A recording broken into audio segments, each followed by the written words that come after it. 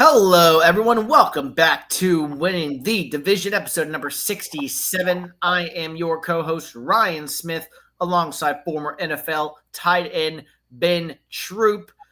Ben played for the Bucs, the Titans, and the Raiders. All of those teams had big games this weekend. All of them had different outcomes, but we'll get to all of them. Ben, we are not a college football podcast, but we do dabble in it. Your Florida Gators got a nice win over the Longhorns this weekend and Arch Manning. So congratulations there. That was a good win. Not to belabor the point, but yeah, I'm just happy for DJ Lagway, Coach Billy Napier, Kyle Pitts and Bijan Robinson was in the house. Former Keanu Neal was Mr. Two Bits. For those you know who Mr. Two Bits is down there in Florida, great atmosphere though. Great atmosphere. Whenever Texas hasn't been to Florida since World War II, I don't know who won back then, but I do know who won on Saturday. Shout out to my Gators, win number 2 of the season. I mean, you enjoy it for 24 hours. You got to put it in the back burner because now you get to head to College Station to go up against, I think, number 5, if I'm not mistaken, Texas A&M Aggies. But great win, great atmosphere. I'm happy for those guys. Well, let's get into our first things first segment, players of the week and not players of the week for week number 5 here of the NFL season. That is concluding tonight as we record this. Kansas City and Jacksonville down there in Duval, 7-0 Kansas City there in the first quarter as we record this. I'll let you go first tonight. Who is your player and not players of the week? My player of the week is a guy that I think don't get enough credit for the type of player he is, the type of teammate he is, and the clutch player. That's Stephon Diggs. Stephon Diggs had a chance last night to show Buffalo. Look, when I was at Buffalo, I was the number 1 guy on the team. I know I'm a little, I'm a little rough around the edges. I definitely play with a lot of emotion, but when they needed him last night, and this is at Buffalo. Yeah. Love the jerseys by Buffalo, by the way. I don't know if that's what the color wave or whatever it was. Really, really nice. But Stephon Diggs sometimes have to make people remember. I'm one of the best receivers since I stepped foot in the National Football League. And I know that, whether it was in Minnesota, where I was in Buffalo, Houston really didn't go the way he wanted to. But you look at, he was a prize free agent for Mike Vrabel. He was lights out last night. Every time they needed a play. Every time. And that's what you do for a young quarterback, right? You bail him out. You'll say, look, I'm going to make it right. You just be, I'm going to make you right. I could have went with JJ because he did his thing too, but he had a guy like Stephon Diggs help him do it. And I was just really, really, really, really impressed by the entire New England team, by the way. I mean, I could give it to the entire New England team, but I kept telling you this minute, I said, Vrabel, they're going to play you hard. Before they start winning consistently, their mentality is going to play you hard. But shout out to Stephon Diggs. A lot of guys I could have went to, but I'm going to go with Stephon Diggs. Oh, man. I'm going to just give it to a whole team. And that's Arizona. This is why. Number 1, Kyler Murray is still doing rookie type stuff, just holding the football, just standing there holding the foot. You cannot get sacked on a rollout. If I'm rolling out to the right, which means I'm rolling, I can't just stand there like a statue. Obviously, the touchdown, no touchdown. You got the running backs coach putting his hands on the guy on the sideline. But this is the craziest part. This is when you know they're going to lose. So they get the game. So Arizona gets the game with the game sealing pick, to then fumble the pick, to then kick it in the end zone, to then have Tyler Lockett fall on it. I'm like, what in the? So it was a pick, it was a fumble, it was a fumble again. Then it was a touchdown. I'm gonna give it to Arizona because I think Smitty, for me, Arizona still has no identity. Every time Marvin Harrison makes a play, people clapping the screen. Well, that's what he's supposed to do, right? But yes, he's in year 2. I'm gonna say it's Arizona as a whole, but Denver, I don't know if they got the blueprint of how you beat Philly. I don't know if they got the blueprint. I'm not saying they got the blueprint. Yep. Well, for me, if Jalen Hurts and company can't get that passing game going, they're still gonna be, I still, got them, being the best team in the NFC. But what scares me about Philly, though, Smitty, is I don't know what's going on with AJ Brown and Jalen Hurts. I know he went up against Patrick Surtain on Sunday, but he ain't went up against Patrick Surtain all year. Right. And this looked like this all year. So I get Denver, I give them an honorable mention for how they look. Obviously, Stephon Diggs in Arizona. I mean, you lost to the Titans. And shout out to Cam Ward for getting his first win. And I didn't know this. Shout out to Spencer Rattler for getting his first win ever in the National Football League. So, finally getting off that. So Spencer Rattler, Cam Ward, Stephon Diggs, the Denver Broncos, and obviously, and obviously the Arizona Cardinals. They just, wow. Wow is right. Yeah. Okay. My player of the week, I have to hand it to him. It was the game that you had referenced, but I'm going to go with Drake May. I mean, Drake May, he did it. I mean, I'll give it to him. That was his signature. Okay, and I meant Drake May. I was saying J.J. McCarthy. That's out there in Minnesota. I meant Drake May. Go ahead. Well, no, you said Stephon Diggs. No. I could have said I was referencing J.J. McCarthy. He's out there in Minnesota. I meant when I was referencing it's Drake May. My fault, Drake. Go ahead. Okay. Yeah. No, Drake May, 22 of 33, 273 yards passing. And it's not necessarily the stats, but he made big-time throws every time he rolled to his right last night, and the Bills kept letting him do it. And he was deadly, especially to the right-hand side. You understand that? Like, does that make sense to you to let a right-handed quarterback, you rolling him to his strength? I'm rolling him to the right. Why not roll him to the left the way he got to contort his body? But, another show for another. Yeah. And then shout out to Drake May is my main player of the week. And as a side note, shout out to my Panthers, Jimmy Horn Jr., rookie 6th round pick coming in the clutch for Carolina on a 4th down and 5 play. First catch of his career, first major catch of his career, I should say. He had a few earlier in the game, but none bigger than that 4th and 5. Rasul Douglas draped all over him. That's a veteran, longtime player in the league. Draped all over him, and he was able to make a key 4th down catch to move the chains there for the Panthers' victory over Miami. Comeback victory, time for the largest in franchise history. We'll get, obviously, to the recaps of the games here in a second. And then my not player in teams of the week, Arizona, I have to agree. I mean, Arizona, but Amari DiMercato specifically, the young man feels very horrible. He, like he said, you can't get it back. There's nothing you can do. He's right. But this has to be the worst loss of the Jonathan Gannon era there in Arizona. It absolutely has to be. Like, any way you thought they were going to lose the football game, like they had to do literally everything wrong to lose it, and they did. And it just, I don't know where you go from here when it comes to Arizona. Really, it was really DiMercato was my point there more than Arizona, because I think he, not to put everything on the guy, but that was a big moment in the game. That probably would have won the game. I mean, that probably would have won the game. But my team, that's my not so player. My not so team of the week is the Jets. I mean, good Lord, 37-22. That game was not as close as the score indicated. I mean, the Jets, and I love me some Steve Wilkes down here in Carolina, obviously, but the Jets have too much talent to be 0-5, and they're especially on defense. And they are playing like they're an expansion team, to quote Rich Samini from ESPN.com, who writes for the Jets. They're playing like they're an expansion team, especially on defense. And so the Jets are 0-5. They go to Denver. Well, technically they're going to be in London, but London against Denver next week.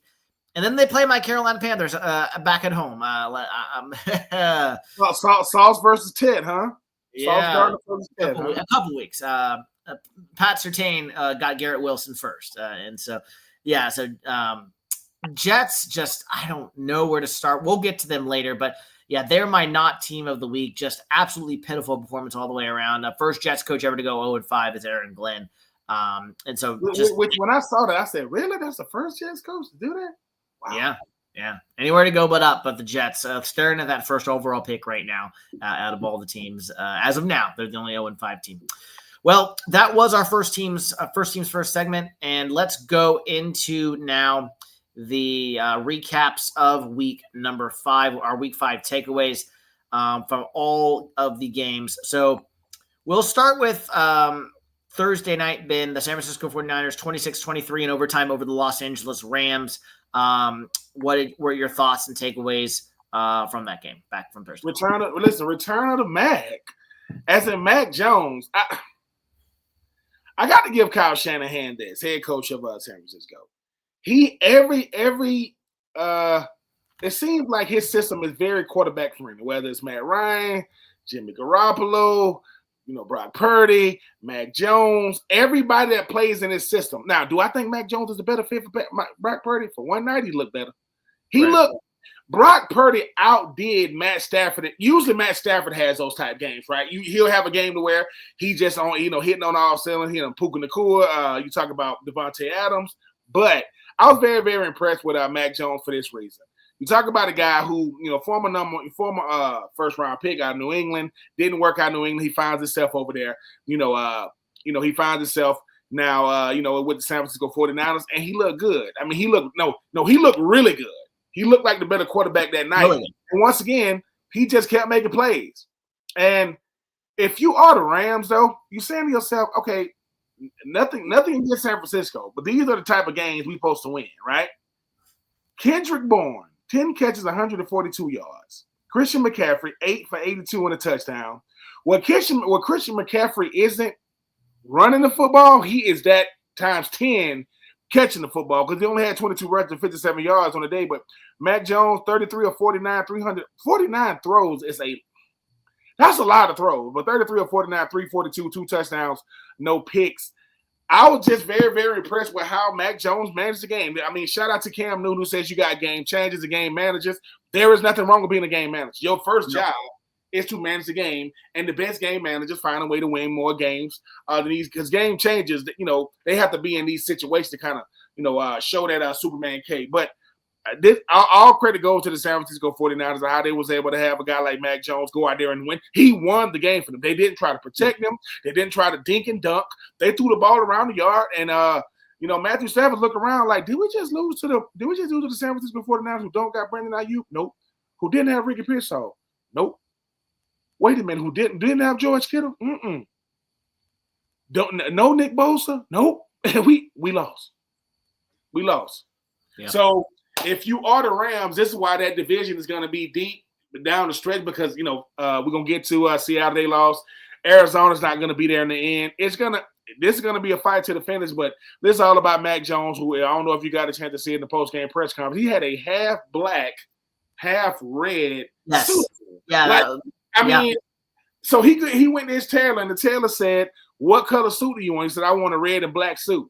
He said, "You want a red or no? I want a red and black suit. How? I want it down the middle." Okay, you paying for it. So shout out to Mac Jones.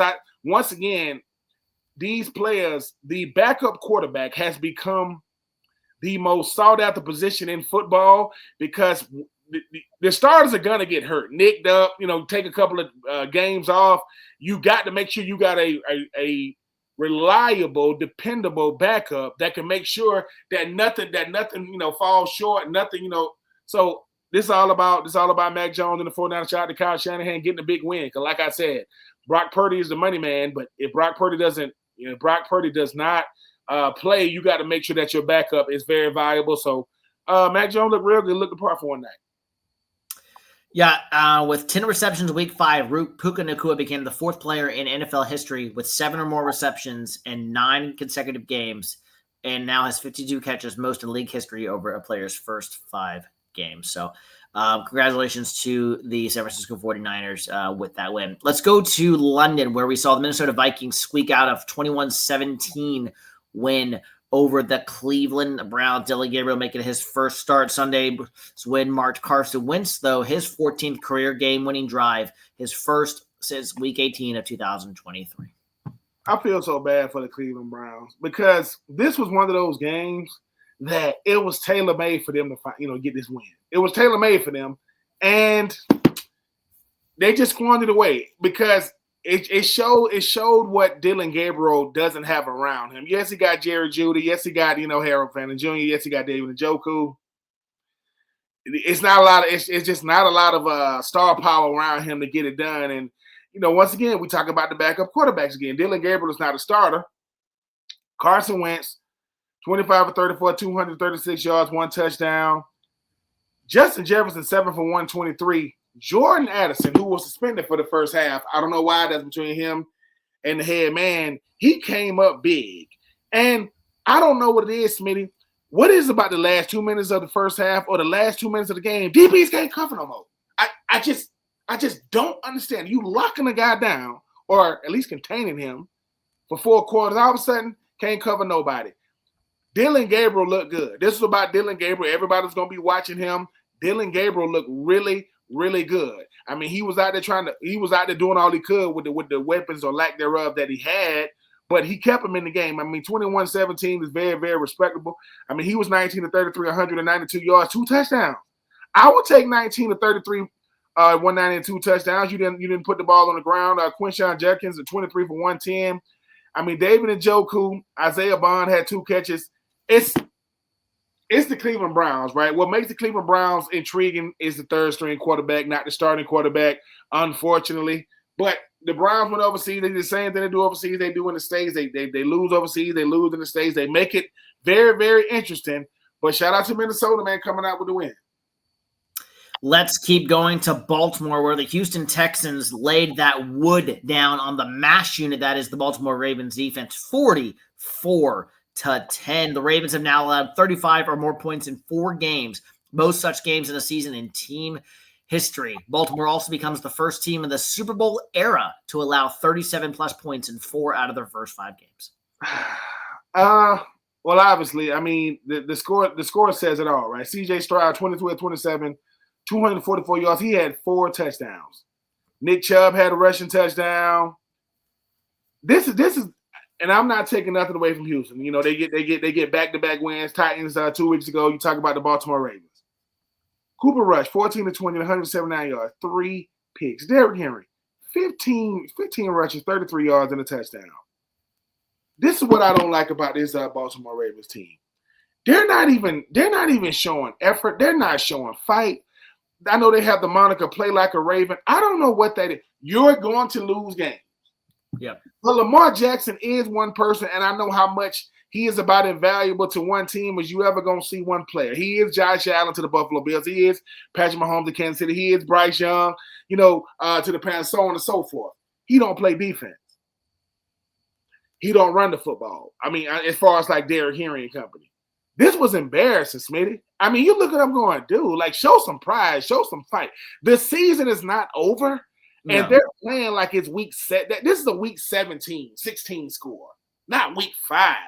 So this was more about what the Ravens didn't do compared to what the Houston Texans did do. The Houston Texans realized what Indy is doing right now. They're saying, we got to find a way to start stacking some wins, or this thing is going to be over towards the middle of the season. But if you are the Baltimore Ravens, it's going to be hard to watch this tape. It's going to be hard to look yourself in the mirror and say, why would we do this to Cooper Rush? Why would we do this to him?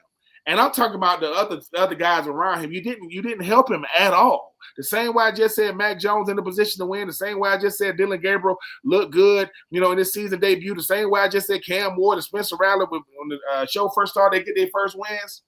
This is how you show up for your backup. You wonder why, just how much Lamar Jackson has to do with this star-studded team around him. And Smitty, this is uncanny of a Baltimore Ravens team. But I don't think this is going to be indicative of them moving forward. But for one afternoon in Houston, this was embarrassing. All right, let's go to my Carolina Panthers here in Charlotte. 27-24 victory to get to 2-3 over the Miami Dolphins that had the Carolina Panthers come back from a 17-point deficit, tie for the largest in franchise history, where they came back from that. Also holding the Dolphins to 14 yards rushing on 13 design runs, but it was Rico freaking Dowdle, Uncle Rico, as he's known. First Panthers running back with 200 or more rushing yards in a game since D'Angelo Williams back in 2012. Bryce Young puts together 2 back-to-back drives to take the lead, only to see the lead evaporate, and then took the lead one final time to get the victory. And now the Rico Dowdle revenge game is on deck next week against Dallas, but that'll be obviously in our preview. So thoughts on my Panthers with the win over the Dolphins. If I told you Tua was 27-36, 256 yards, 3 touchdowns, no picks, I'm thinking that, that sounds like a win to me. But then you start talking about what your defense, what the Panthers defense didn't allow on the ground. Jalen Waddle 6 for 110 and a touchdown. Darren Waller, touchdown machine right now. 5 catches, 78 yards and a touchdown. Devon A-Chain, 6 for 30. But it's something you say every week, Smitty, when it comes to your Panthers. Just stop putting yourself in the deficit early. Because when you put yourself in the deficit early, it gets away from your game plan. But Dowdle said, nope, we ain't getting away from the game plan today. It was 17-0 starting the second quarter. And like I said, I mean, 3 things happened in this game that I said I was going to talk to you about. Number one. Well, really one. Dowdle is 1. Xavier Legette is 2. But I kept telling you, Bryce Young is at his best when he's at a deficit. He is at his best because he knows, all right, it's one thing to make a throw. It's another thing when I got to make one. Because if I make a mistake now it's really going to be on me. I had nothing to do with the 17-point deficit, even though I'm tired of these quarterbacks like Bryce. Man, stop holding the ball like a loaf of bread, man. If no one touches you, don't fumble. Don't fumble if somebody touches you, but if no one touches you, stop fumbling the football. Bryce Young was very, very efficient with the football. He was extremely efficient. That's why I be saying I've seen too many times with Bryce Young going back to his Alabama days. They're at a deficit. He goes, all right, let me show you what made me the number 1 player in the country coming out of high school, the number 1 pick coming out, and also when the only Heisman Trophy winner ever at quarterback at Alabama Crimson Tide. It was a group effort. It was a group effort. Xavier Legette got everything rolling with his big touchdown right before the half, and great then catch. Great catch on the side. And you talk about Jimmy Horn Jr., you talk about Dowdle. What the Panthers are is super duper competitive. What y'all are is a team that's learning how to win. Correct. And our people go, hey, and once y'all understand, don't beat ourselves. And if you are Miami, this one got away from you now. Oh, they got on the plane going, ooh. Like, yeah, but they spotted y'all 17. And y'all lost. 17-0, it's going to be hard for anybody to do. But if you are the Panthers, they've been there so many times, they're saying, dude, we not going to. And I told you, Bryce looked across because at one point, the quarterback room in Alabama was Jalen Hurts, Tua, Mac Jones, and Bryce Young. That was a quarterback room. That was 1, 2, 3, and 4. Bryce looked across and said, I don't think that dude's better than me, man. I respect that dude on the other sideline. He is not better than me. So if you are Bryce Young is living and dying every single week because that's how the media try to view him. I think his criticism is very, very unfair because he's only one dude. But look, when people talk about interior D linemen, everybody want to talk about Chris Jones. Everybody want to talk about Jalen Carter. Everybody want to talk about Cameron Hayward. You better start talking about Derek Brown. He is a man amongst men out there, and what he's doing to people is every time he's singled up, every time he's disrupted. Because most of the time he's double teamed. Tua fell into the sack early in the game. He just he saw Derek Brown coming and he was like, oh, I'm going to get down. Oh, God. Tua was like, oh, my God, he's about to. But the very, very, very impressed because the thing about the Panthers is they're going – it's all the way – how do we get that ugly feeling of the previous week out of our mouths? We got to go out there and win. They got a big win. And like I said, 17-0, people think, oh, same old Panthers. Not so fast. Now, don't write us off so fast. And this NFC South, we see what the Bucs are doing. Yep. We see that the Falcons get a big win, but I think just like I keep on saying about all these divisions, just like a NFC West, I think the NFC South, I think it's going to get very, very interesting here really, really soon because the meat and potatoes of these schedules starting to come for a lot of these teams. But I was impressed by your Panthers. I can only. So basically, Smitty and I've been to both of these home games. So Smitty is the new good luck charm. Every time he's in the building, they beating the brakes off my Falcons, you know what I'm saying, 35-0, whatever it was, and they coming back from 17 down. So now Smitty and I told the missus, Sweetie, I got to beat it. I got to beat it if I'm not there. Because the one thing we are, whether we are columnists, analysts, content creators, when they come to your team, we are super we think, what did I eat? What did I wear? What highway did I take?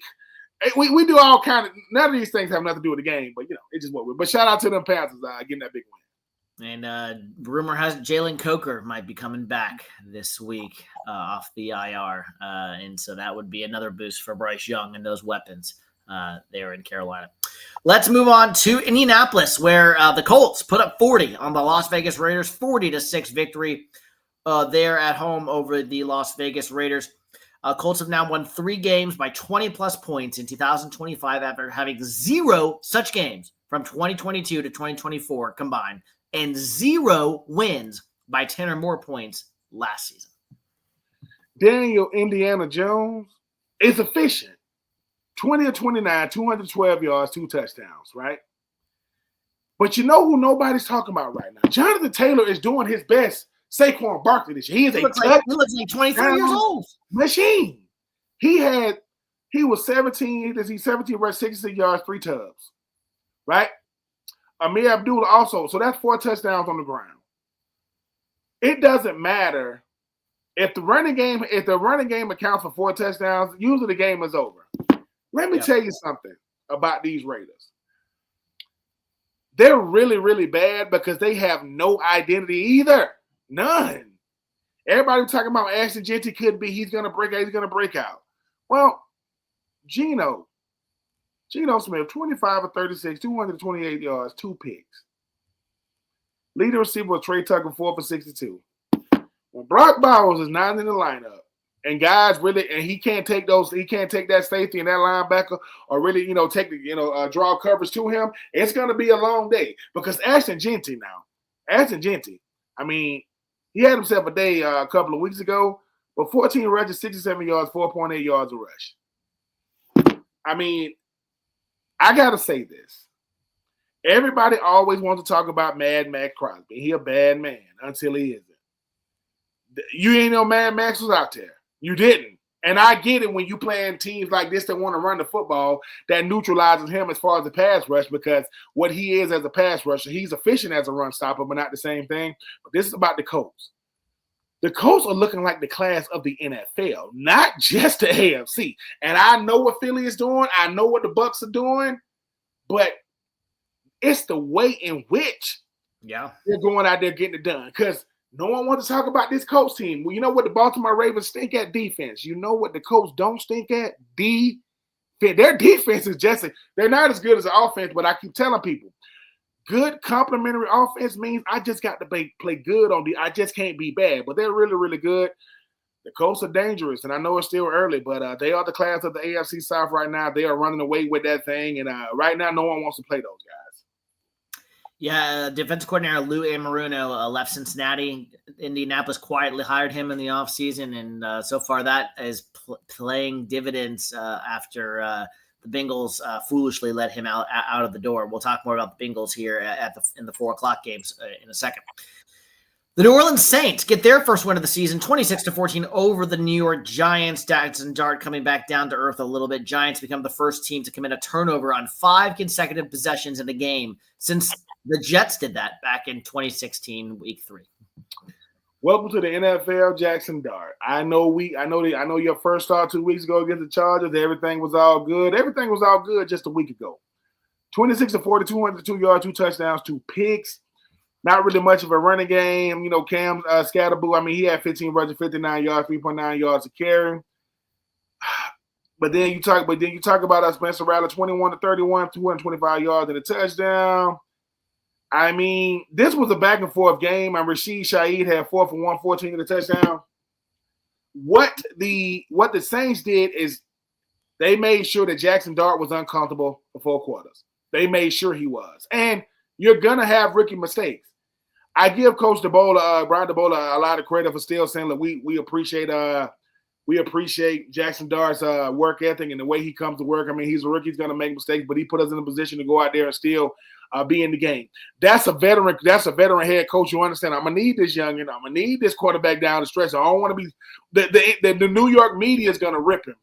I don't need to. It doesn't need to be coming from inside the organization. But shout out to Spencer Rattler.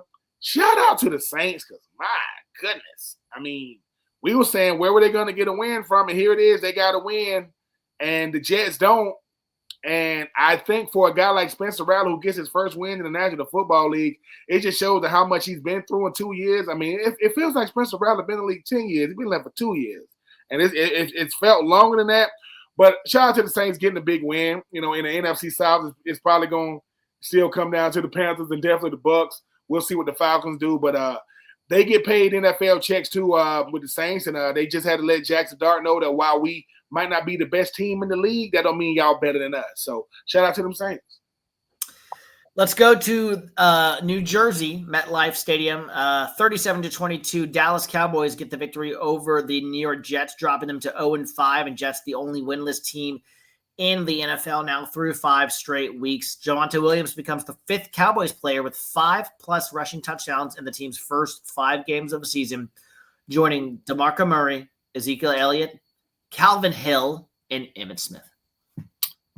Dak Prescott is playing like an MVP candidate, even though his team ain't winning games like they should. Dak Prescott, I mean, from week 1, he has been lights out. And people kept saying, when he is healthy, he's one of the best quarterbacks in the league. He don't got to be the best, but the way in which he's playing. 18-29, 237 yards, 4 touchdowns, no picks. I mean, that's getting it done. Yep. And you talk about Javonte Williams, 16 rushes, 135 yards and a touchdown. Also had a receiver touchdown. And then you get over to the Jets. Justin Fields, 32 of 46. That is a lot. Up to 283 yards, 2 touchdowns. Breece Hall, 14 rushes, 113 yards. Garrett Wilson going to do what he does. If you are the Jets, you're saying to yourself, why is our defense looking like this? I mean, when you talking about Quentin Williams and Sauce Gardner and those guys, they got some stars over there. It just don't seem like it. The Jets right now, Aaron Glenn, I still think is the guy for the job, but sometimes you don't know how bad it is until you move in. You don't know how bad the job is until you get the job. Yes, his job came with great this job right here, Mr. Aaron Glenn, listen, it come with great exposure, it come with great money, it come with great benefits. But it's bad. It is bad over here. How bad is it? We told Aaron Rodgers to get on, he can go. He couldn't help us. It's that bad over here. Are the Jets going to go undefeated? I mean, are they going to go winless? No. It is harder to go winless in the NFL than it is to go undefeated. I'm going to say it again. It is harder to go winless. They're not going to go winless. But the thing about it is, Smitty, when they do get a win, sometimes it's going to be because of the deficiencies of the other team, not the efficiency of their team. And we'll see, but it's the Jets. What can you say? It's the Jets. But shout out to Dallas. Shout out to the Cowboys who, look around. I mean, they are very, very competitive in the NFC East in a game that was very, very close week 1 against the Eagles. So we'll see what Dallas Cowboys going to have to say down the stretch. Speaking of those Eagles, they go down for the first loss of the season, a 21-17 loss at home to the Denver Broncos and company. Broncos had 15 sacks coming into Sunday's game, adding 6 more against the Eagles, 21 through 5 games. I hate to give, not hate to, because hate is a very, very strong word. But when you think about what Cam Newton's always saying about Jalen Hurts, he says he's a game manager, he's not a game changer, really, really good player because you read his resume. 23 of 38, 280 yards, 2 touchdowns, right? Saquon Barkley had 6. They gave him the ball 6 times for 30 yards. 6 times. The guy that had 2,000 yards, they gave him the ball 6 times. Devontae Smith, 8 for 114. Saquon Barkley, 3 for 58 and a touchdown. A.J. Brown had 5 catches, 43 yards. Right? But then you go over to the Broncos. Bo Nix, 24-39, 242 yards, 1 touchdown. J.K. Dobbins, 20 for 79 and a touchdown. Cortland Sutton, 8 catches, 99 yards. Evan Ingram, big time touchdown at the end of the game, towards the end of the game, 4 for 33 and a touch. But once again, this is about the Eagles, though. The Eagles could have lost to Dallas. They didn't. The Eagles were losing to the Bucs. They came back and won. People, oh yeah. It finally bit them. And people said, what bit the Eagles? The fact that you can be beat, and when you get beat, that's when people see it's only a deficiency when we lose. It's not a deficiency if we win. Which no. This passing game is a question mark. Yeah. This running game is an even bigger question mark. So a guy that worked for 2,000 last year and a guy that has almost 60 rushing touchdowns. What's going on? They're taking away A.J. Brown. They don't think Devontae Smith going to beat him. Dallas Goedert is a really, really good tight end. And Dotson, I mean, he makes plays. You forget he's out there sometimes. This Eagles team is lacking efficient pass game, efficient run game. And right now, and I know it's only one game. Look, the floodgates are not opening. It's just when the Eagles lose, people have a lot to say about it, people like myself. But I'm going to give all the credit back to the Denver Broncos. They come in, and AJ Brown was open a lot more. They wanted to throw him. People are scared to death of Patrick Surtain. They are, and the Denver Broncos are still a defense that plays man to man. Like, who plays man to man that many snaps? I would have to look at the percentage of snaps that they play man to man. But shout out to Denver. If you are an Eagles fan, columnist, content creator, or analyst, you're saying to yourself, what is going on with the Eagles? Say, hey, it was just week 5. It happens. Nobody's going undefeated anymore. Those type of things aren't a thing anymore. So shout out to Denver for getting a big win. And if you are the Eagles, you just get back to the drawing board. And I'm just wondering why they are so afraid to just hand the ball off to Saquon Barkley. Maybe the O-line still needs some retooling. Let's go to Cincinnati, where the Detroit Lions get a 37-24 victory over the Cincinnati Bengals. That score was also not as close as the game indicated. Jamar Chase did have 2 touchdowns late in the game with connections to Jake Browning.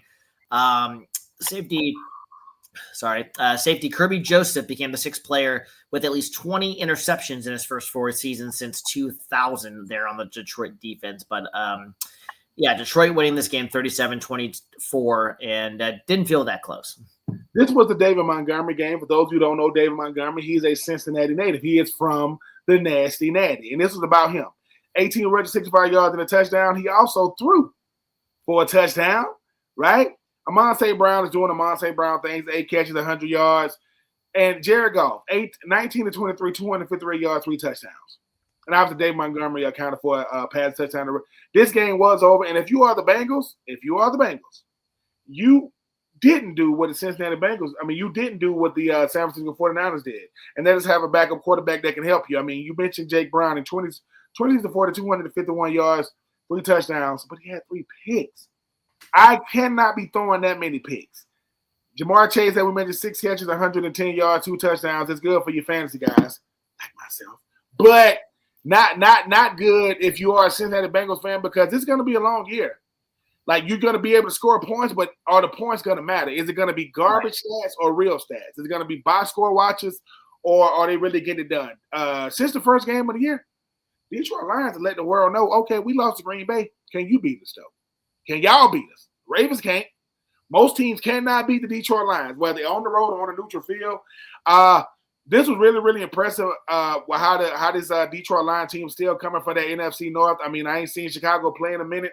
We know what Green Bay is in Minnesota, where they looked up, overseas. Shout out to the Detroit Lions for bouncing back from week 1, putting the rest of the NFL on notice that just because you lost to Green Bay, nobody know who nobody was in week 1. But we know who we are now. Amon St. Brown, I'm going to keep saying, he is the best receiver in football because he is the most consistent receiver. I know Puka is consistent. And right. I know you got AJ Browns of the world and CeeDee Lambs of the world, guys that can do some stuff. Amon St. Brown going to show up every single game. And you know who love him the most? That would be Montgomery and Gibbs, his running backs, because he wants to block. He is Steve Smith Sr. 2.0. I'm gonna keep saying it. That guy that he wants problems, and you don't want to deal with him on Sundays. Chicago and Green Bay were on a bye this week, so good thing for Detroit to kind of shine in that division a little bit there. And so we'll see them obviously this week coming up. All right. Your team that drafted you, Ben, the Tennessee Titans, 22-21 victory over the Arizona Cardinals. Knocked me out of my survivor pool. Still not forgiving them about that. But this was Amari DiMercado, poor young man. People are going to be like, Ryan, he's a pro. Yes, I know he's a pro. But, yeah, he owned it at his locker, as he should. But still can't help from a human being perspective feel bad for the young man and making a mistake that he knows most likely cost his team the game. At the end of the day, that 72-yard touchdown run, that was not a touchdown. It ended up being a touchback. Cardinals are the first team since the 1970 merger to lose a walk-off field goal as time expires in 3 consecutive games. And then my other stat here, it was too good to not pass up. The Titans win probability was 1.8% in their comeback win against the Cardinals, the second most improbable comeback of the season. Titans had an average win probability of 12.1%, the lowest in a win in the next-gen stats era since 2016. Oh, boy. This game was very weird. It was extremely weird. And you talk about it, I thought this game was over, and then it was a touchdown that wasn't. Cam Ward, 21-39, 265 yards, and a pick. Tony Pollard had 14 rushes, 67 yards, and a touchdown. That was the only touchdown scored all day for the Titans, obviously. Calvin Ridley, I mean, he finally earned his money, 5 for 131. The next, Chig. I mean, I can't even say okay. I'm gonna just call him Chig Chigwozian. I'm gonna just call him that because I can't even say it. Yeah, I like it. 4 for 48. But this is once again, this is about what the Cardinals didn't do. You talk about the touchdown, no touchdown. Kyler Murray, 23 of 31, 220 yards, no touchdowns. Right? Marvin Harrison, 4 for 98. Trey McBride is always going to be very consistent with 5 for 41. You were up like I think at one point like 21. I think it was like 21 to 6 or something like that, and that's when everything started going crazy. You had a touchdown, no touchdown. You had a big touchdown for Tony Pollard. You started talking about Kyler Murray putting the ball on the ground, taking all these sacks. You had the game-sealing pick. You fell on the ground, fumbled the ball. It got fumbled again in the end zone. Tyler Lockett falls on it. If you are the Cardinals, you're saying to yourself, what is it about us at this point? First, Kyler Murray can't win the big one. Marvin Harrison can't be consistent. Buda Baker was out there on Sunday. You just didn't know. He was on the middle. He was out there, but he didn't make no plays of significance. If you are an Arizona Cardinals team, you are losing to teams like the Titans. If you want to know if there's a problem, you are losing to the Titans. If that don't signal a problem, nothing else. And this is coming from a person who loved the Titans because I got drafted by them. But yep. You are losing to the Titans in ways. You are making up ways to lose at this point. So shout out to the Titans. Shout out to Coach Brian Cannon, Coach Callahan. Shout out to Cam Ward. Because it's rough, right? Being the number 1 overall pick, not knowing when you're going to get your first win. I mean, people always say, listen, stop calling people bust. He only played 5 games. He's not a bust. He played for the Titans. They were the worst team in football in 2024. Now they're asking him to, make miracles happen in 2025. But shout out to the Titans getting a big win. That's a long flight. They have to go back if you lost, but they got the big win. If you are Kyler Murray, you are saying, what do we have to do, and what do I have to do individually? What do we have to do collectively? Because right now, the Cardinals are becoming that team. You're like, man, if you had to choose between watching the Cardinals versus anybody, like unless they're playing your team, you don't want to watch it, and that's a bad place to be. I wanted to get into this game last, besides the Sunday night game, and talk about this a little more because this was the best game of the day by far. 38-35, Tampa Bay over the Seattle Seahawks there in the Pacific Northwest. Sam Darnold with the last-minute interception that essentially gives the Bucs field position to go and ice the game there with on a walk-off, essentially a walk-off field goal.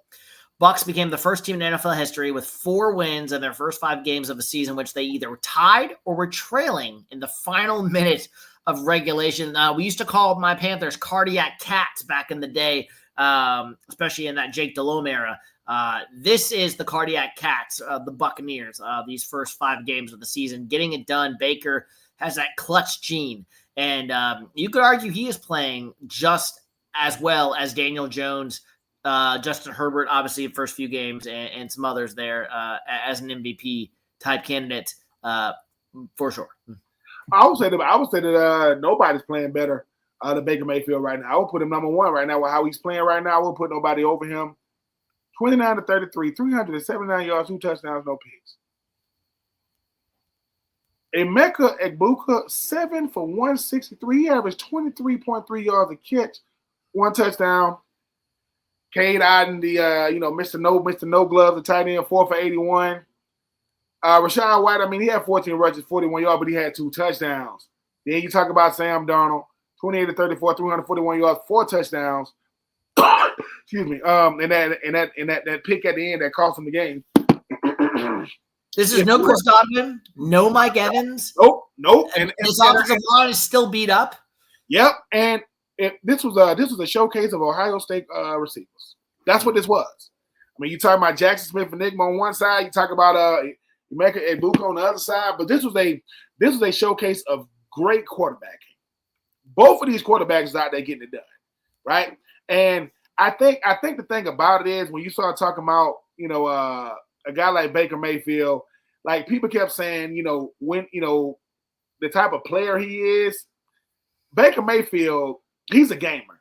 he's the type of guy that he wants to be in bad situations, good situations. I don't think it matters to him. I really, really don't.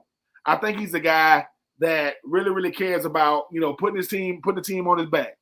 And for those of you who didn't know, in that draft, Baker Mayfield was number 1. I want to say Sam Darnold was number 3. I think he was the 3rd quarterback in that 2018 draft. So, because I think Saquon Barkley was the 2nd overall pick. So you got the number 1 and number 3 overall, number 1 and number 3 picks in the 2018 draft, and they put on a show.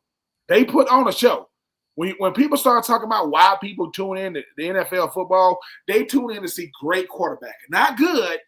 That was a great quarterback game. And sometimes, only in the NFL you can have a tie. College don't even have ties. We're gonna have to, come on, competition committee. We're gonna have to do something about that. But I really, really enjoyed the game. Baker Mayfield, to me, reminds me a lot of, surprise, surprise, Bryce Young. I think they play better in deficits. I think they play better when the game was getting away, because now I can really show up.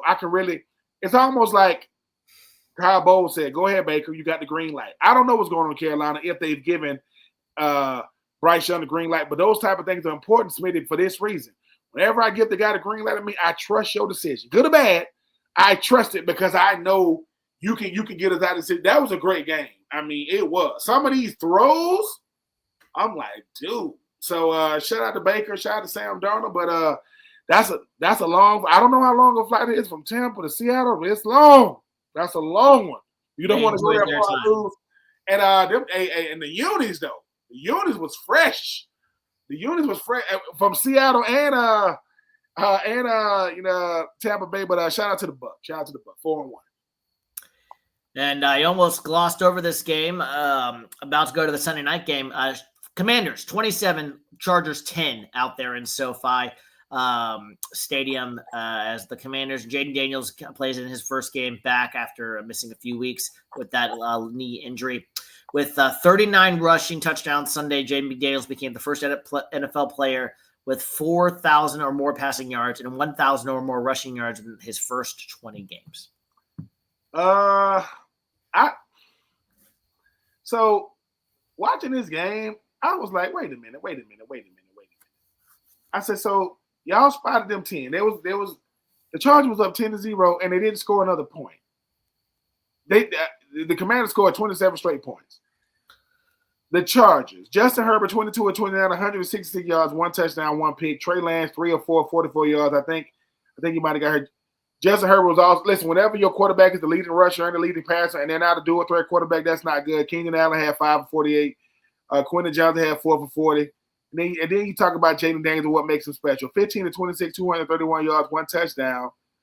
Jackery Merritt, you talking about 14 for 111, 2 touchdowns. Deebo Samuels has found him a home, people. 8 for 96, 1 touchdown. Luke McCaffrey, 1 for 50. This is about contenders and pretenders. I think the Washington Commanders are contenders, and I think the Chargers are pretenders. I do not know how good they are. Amarion Hanson, I think he's out for like 4 weeks. I think he hurt like his ankle or something, so that's going to hurt. He's on IR, yep. So now Najee Harris, who's out for the year with a torn Achilles, and now your first round pick is out, for the next 4 weeks. Who knows? Justin Herbert is good, not great. Everybody that was crowning him this and crowning him that, we're going to have to see, because they didn't get dominated, but this was a masterclass on one side, and you got schooled on the other side. And I'm talking about the Chargers got schooled. Jaden Daniels, he makes football look so easy. That's why he makes it look so easy, so silky smooth from his time at Arizona State, winning the Heisman at LSU, to being the 2nd overall pick 2024. But shout out to the Commanders. They are a totally different team with Jaden Daniels that out there. And if you are the Chargers, just like I said with Arizona with the panic mode, y'all should be hitting the panic button too, because I don't know what's going on with the Chargers. We are a long ways away from week 1 in Brazil. Y'all beating Kansas City. I don't know what's going to happen with the Chargers, but they're dealing with what San Francisco dealt with in 2024. They're dealing with the injury bug, Smitty, and sometimes you got to be able to overcome that in order to salvage your season. We'll see what happens. And then the New England Patriots shocked everybody by beating the Buffalo Bills on Sunday Night Football, the last unbeaten team, no more, so officially no undefeated teams. The old saying, the 1970s U Dolphins, the remaining members there who are alive, popping their champagne once again after just 5 weeks of play. No undefeated teams, no more. So Drake May pressured on 38.9% of his dropbacks, sacked 4 times, but he fared well under pressure, 7 of 10 for 72 yards and a plus 20.1 completion percentage over expected. Head coach Sean McDermott for the Bills, though, has a 500 record or worse against every Patriot head coach he has faced after Sunday. 6-8 versus Bill Belichick, 1-1 versus Gerard Mayo, and 0-1 versus Mike Vrabel. I told you, Mike Vrabel, the one thing about this New England team is they're going to play hard. They're going to play hard-nosed football. They're not going to run from anybody, and they're going to bring the fight to you. Drake May, as you mentioned, 22 of 30, 273 yards. I guarantee you defensive coordinator is not going to be blitzing him. They're going to be like, dude, this guy's really, really good against the blitz. Let's see how the zone look. Because they kept coming at him, and he kept doing his thing. But this is about Stephon Diggs. Stephon Diggs get to come back to Buffalo. Y'all don't think I'm that good? Okay, y'all trade me because I was too much to deal with because I won the football. 10 catches, 146 yards. 14.6 yards a catch. Every time Drake May needed me, I was there for him. He did what he always does. People don't talk about Stephon Diggs as being one of the most sure-handed, consistent receivers since he came out of Maryland. I mean, he was over there with Adam Thielen, and he come over there with Buffalo. And no matter what, Josh Allen know what Drake May has. So that was a really great showing by Drake May, New England Patriots. Josh Allen, 22 of 31, 253 yards, 2 touchdowns, and a pick. Josh Allen also had 9 rushes, 53 yards. Let me tell you what Josh Allen did yesterday no one wants to talk about. Josh Allen be running out of pocket for no reason. Sometimes the pocket is clean, and he just runs out of it. You don't believe me? I want to say it was their last drive of the game. Whoever was running that deep cross, I don't know if it was Keon Coleman. He came wide open. He came from the right to left. What did Josh Allen do? He runs out of the pocket. When you are the reigning MVP, sometimes you want to live up to the MVP every throw. Dude, just play quarterback sometimes. Just sit in the pocket. You are 6'5". You can see over the offensive line. Just sit in the pocket and throw the football. Shout out to Mike Vrabel and company because you knew that when they wasn't going to go away from – this was a heavyweight fight for 4 quarters, and it was a really, really good game. Drake May has told the whole world, I am here. I got a team around me. I got a defense around me. And Stephon Diggs, if he's going to be playing like this, they're going to have something to say about that division. I've already beat the best team in the division. Miami, Carolina just showed that Miami isn't up to par, and the Jets can't even get a win. Shout out to New England for getting a big win on the road against Buffalo, but shout out to the jerseys. Them Buffalo jersey was nasty nice. I don't know if they wasted that jersey combination again, but they said it was like 80 degrees in Buffalo in October. It's not going to be that as the season gets because that snow is going to be coming no time soon, but it'll be here towards the end of the month. But this is about New England and what they was able to do against Josh Allen and company. Incredible game. On to the next. And then at halftime here on Monday Night Football, as we record this in Jacksonville, the Kansas City Chiefs have a 14-7 lead.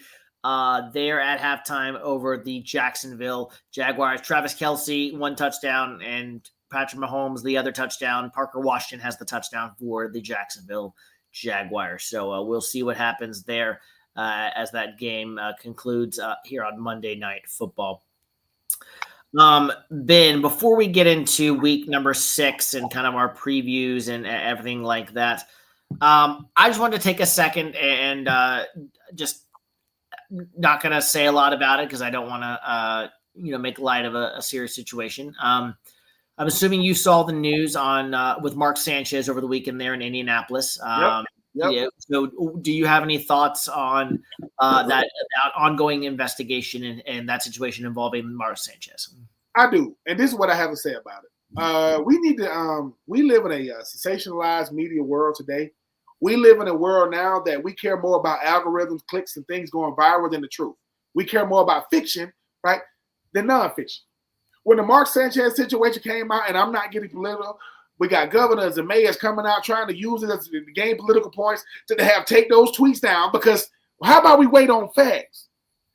Mark Sanchez is in hot water, deep water, whatever you want to call it right now. I am not here to judge Mark Sanchez. What I am saying is, just because you are a celebrity, just because you are high profile, you are not above the law. Because when it first came out, the very first when the headline came out, you're like, oh man, what happened to Mark? That's how it looked. That's how we're like, oh, man, I hope he's all right. Then the facts start. The headline comes first. Then the facts start coming. Then you're like, wait. What? And the more you read, Smitty, I don't know if you did. I'm like, wait, what? Because it's like, look, as a person who has to talk for a living, who has been talking for a living for a long, I'm going to put my foot in my mouth more times than not. My wife will vouch for this 100%. But I have learned, Smitty, to just wait, to not be so quick to retweet something, to comment on something, because it was a lot of people had to read. It was a lot of retractions on Sunday. It was a lot of them because everybody had something to say. So we need to stop jumping to the aid of, quote, celebrities, because just because we think that they are celebrities, public figures, content creators, millionaires, billionaires, famous people are not victims. How about we wait first? Because now that we waited, we like, we're going to have to see how this whole thing play out, because this is crazy. I mean, your thoughts on it, Smitty? Yeah, it's crazy. It definitely sounds like a lot of hot water for Mark Sanchez right now. Poor decision after being out looks like out late at a bar area near his hotel. It sounds like, and on the other side, guy was delivering food, and a little scuffle happens, and unfortunately, things got heated, and then both involved ended up with injuries, and it's a sad situation, and we hope that obviously both men recover from their injuries and continue to be well there, and that the law would follow. And like you said, no one is above the law, and whatever happens, it's going to happen in that investigation, and we'll wait and see more on that. So I wanted to just bring that up and just get your quick thoughts and comments on that one. All right, before we go to week 5, let me give you, or 6 rather, let me give you some quick superlatives. This was not planned, so for those of you who think that this part was not planned, so I'm just going to give you, Ben, some. If you were listening to the winning the division, I would, during the season, some weeks I would do something like I don't want to call it overreaction, not an overreaction, but something to that effect. Let me give you a few pointers, things that I have on my list here. Geno Smith, is he done in Las Vegas as the starting quarterback? No, he's not. I think for a guy like Geno, sometimes, when you start looking at the outcome of these games, you look at what he's lacking. Geno has Brock Bowers. I mean, Ashton Jeanty was the top running back in the draft. It ain't much to go off of other than that. I mean, this Raiders team, outside of having a guy in Geno Smith that's capable, you also got to have the weapons around him. I mean, the seat has gotten hotter, but if you go away from Geno Smith, you are almost throwing in the towel for the rest of the season because he's giving you the best chance to win. But he does have to play better. Yes. You could argue right now that, and you already, I'm not the one you stole from me. I was going to say it's time to take the Colts seriously as more than just AFC South contenders. You stole that one from me, so I definitely agree with you on that one. Charging is back, baby. Charging is back. The Bolts they might miss the playoffs if they're not careful here with this injury, but yeah. The thing about the thing about the Chargers is, Smitty, that we've seen this, right? We want to no greater underachieving team in ever than the Chargers. Even go all the way back to Phillip Rivers and LaDainian Tomlinson, right? And Antonio Gates and Vincent Jackson, may he rest in peace. I mean, they had plenty of, and Sean Merriman and Quentin Vasher. They had player after player after player. Nothing to show for. If you are Justin Herbert he's obviously the franchise quarterback. Harbaugh is a good coach. Are they a good team, not a great team? They're going to have to prove it. But when you lose in the way they've been losing, in the manner that they've been losing, people start saying, yeah. So they're going to have to get out. They're going to have to get out of their own shadow right now, because right now it's still 5 games into the season. But right now they looking middle of the road and when everybody was already, because when you beat Kansas City, oh my God, it was the only game on TV. That's why everybody was going crazy. No, yeah, the Chargers are charging, but that's not a good thing. They ain't charging forward right now. We'll see how week 6 goes. Three more. The Eagles, are they the team to beat still in the NFC? And if not, who is it? Detroit.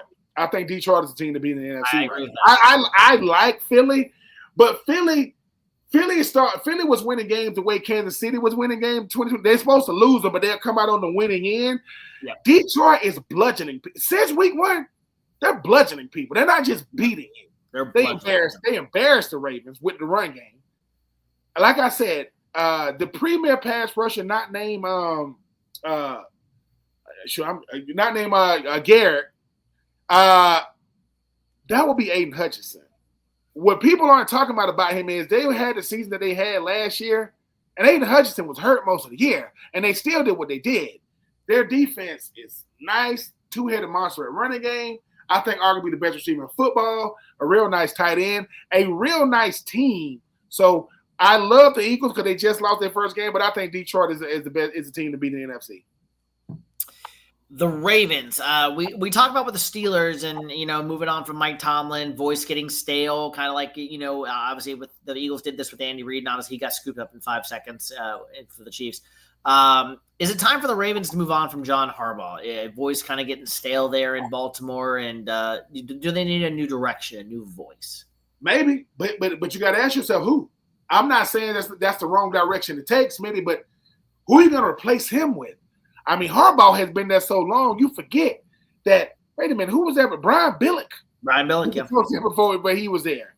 Yeah. So you can move on from him, and his voice may have gotten stale. His message may have gotten stale, but you better make sure you bring in – the Ravens aren't looking to rebuild. They're looking to reload. So whoever you bring in, they better be reloading, not rebuilding. It is 1 week. Well, it is a back-to-back weeks when it comes to the Ravens. We'll see come towards the end of the year because it's going to be hard to replace a guy like Harbaugh. Not saying it can't be done. Last one, the Bengals.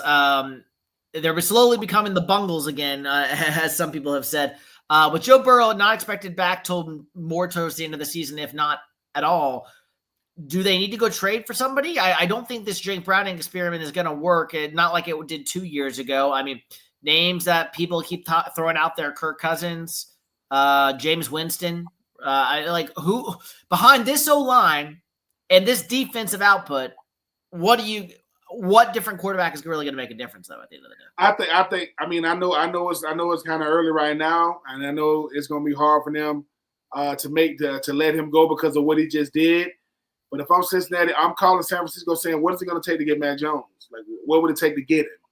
Because everybody's got a price. Everybody's got a price. I mean, once again, I'm not giving up 40 acres and a mule for this guy. I get that part. Right. But the reason why I say it, both teams got somebody they want. I think Cincinnati, they want Mac Jones, and I think San Francisco won't trade Hendrickson. I think they'll trade for him. Yeah. I'm not because the quarterback position is always good for player to player because one is so intriguing. So I get on the phone. Cincinnati, prove that your front office isn't the laughing stock of the National Football League. Get on the phone with John Lynch and see if you can make a trade. Not saying it's going to happen because of what Mac Jones just showed, but show the Bengals and a guy like Jamar Chase, y'all care about the rest of the season. Do something. Well, that was a little bit of kind of a quick one-liners, kind of an overreaction, not an overreaction, kind of things I had on my list here just to kind of briefly takeaways from various players around the league here in week number 5. Let's go to week number 6 now.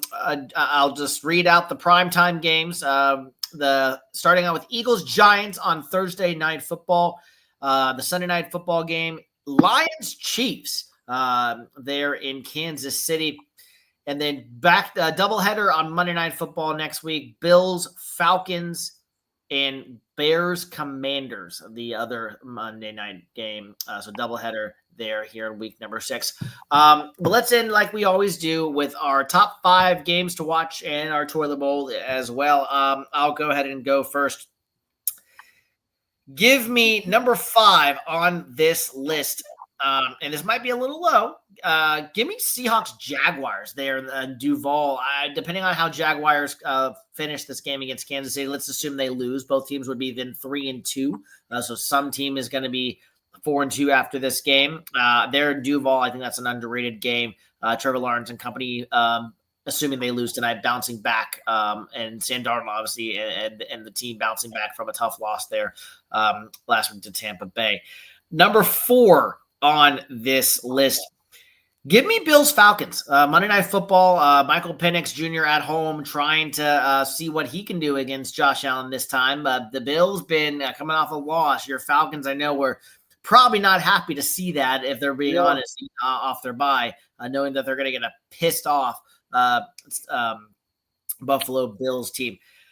My number 3 game on this list, a little lackluster without Lamar Jackson, but Rams-Ravens. They're in Baltimore. I don't know if Lamar Jackson's going to play, but the Ravens got embarrassed this past week against Houston. Will some of those defensive players maybe come back this week? Can this be a game there in Baltimore? If you remember last time Rams-Ravens happened, there was a little bit of a kickoff return there. There at the end of the game, so some spicy special teams there is my number 3 on this list. All right, my top 2 games. Number 2 on this list, Lions-Chiefs, the Sunday Night Football game. Goff versus Mahomes. These two teams played in the season opener a few years back in Kansas City with the Lions emerging victorious there, as we all remember. And then 49ers-Bucks, 4-1 teams, my number 1 overall game this week. 2 great teams playing really well. 49ers hopefully going to get some guys back this week, but we'll see how healthy they are. But either way, I think it's going to be a good game, as the Bucs are also banged up and also playing well as well. I almost included my Cowboys-Panthers in there. That would have been my number 6. If I had to go 6, I would have said Cowboys-Panthers. Bryce Young getting a chance with Dak Prescott coming to town. Can that defense continue to do its thing? My toilet bowl game. Titans Raiders. Oh boy, that no one is going to be watching that one there in Las Vegas. Titans Raiders. One of these teams is going to get their second win of the season out there in Las Vegas.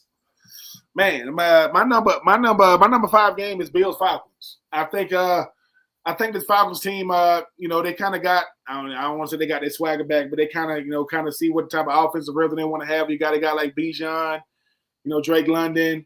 Kyle Pitts, Michael Penix, we're going to see. Every year, every game is a litmus test, because this is essentially his rookie year as well. But you're going to have a very, very ticked off Bills team. So we'll see how that goes. Josh Allen is going to be a contender in any game that he's in. My number 4 is the Cowboys and Panthers. I think this is a game that's going to be really, really good for the Panthers, because you get to go up against an MVP caliber quarterback in Dak Prescott in a big-time receiver. George Pickens. Now, the one thing that the Cowboys do not do is stop the run. They are going to run. Y'all are going to run the ball. So Dowdle and company, get ready, because it's going to be a mirror image of what you just did. They're going to be running the football shit. I think Cowboys and Panthers are going to be really good. My number 3, 49ers Bucks. I mean, if Mac Jones have to play, he got to go up against Baker Mayfield. Baker Mayfield is saying, bring on all comers. I don't care if we win the game, losing the game, and we got a shot, they're going to put the ball in my hands. I am playing MVP caliber football right now. That should be a really, really good one. My number 2, Bears Commanders. This time last year, everybody was saying that the Bears made the wrong decision. They should have got Jaden Daniels. So we should have got Jaden Daniels first. Got Jaden Daniels. But we're going to see now. Ben Johnson, can you look how you looked the last time we saw you guys against them Dallas Cowboys? Y'all was going up and down the field on those guys. I'm going to be really, really intrigued to see the number 1 and number 2 overall pick for 2024 and Jaden Daniels and Caleb Williams. My number 1, Lions Chiefs. I just said the Lions are the team to beat in the NFC. The Chiefs still got the clout. The Chiefs still have the credibility, the benefit of the doubt. When you beat the Chiefs, it matters because they are the Chiefs. Yes, they are living off a resume. Yes, they're living off of what they have done, not what they're doing currently. But that's still Patrick Mahomes. That's still Travis Kelce. That's still Andy Reid. That's still Chris Jones. That's still McDuffie. That's still, the Chiefs. So for me, I want to see, because nobody will take the win out yourself quicker than the Chiefs. Okay, hey, they're good, but let's just calm down a little bit. And my toilet bowl is a little bit different. My toilet bowl is Chargers Dolphins. This is going to be, because one, the Dolphins ain't got nothing to lose, and the Chargers won't stop losing. The Dolphins ain't got nothing to lose, and the Chargers can't beat nobody. So if you are the Chargers, if you lose to the Dolphins, that's what people are going to say, wait. I thought Justin Herbert was better than Tua. I thought the Harbaugh was a better coach than Mike McDaniel. right? So I'm going to be intriguing to see. Jalen Phillips, you talk about Bradley Chubb and that defense going up against the Chargers defense. Yeah, they got Derwin James. I don't know if Khalil Mack is back yet, but they got a lot of big names over there with the Chargers. Not a big game going on. So my toilet bowl is Chargers, Dolphins. Some quick headlines as we go out the door. We talked about most of these already. The Bills benched Keon Coleman last night for the first drive for disciplinary reasons to start the game. Carson Wentz getting examined. JJ McCarthy is set to do some on-field work this week, so we'll see if he comes back for the Vikings. We mentioned Zach Taylor's going to remain play call for the Bengals despite their rocky skid at this current moment.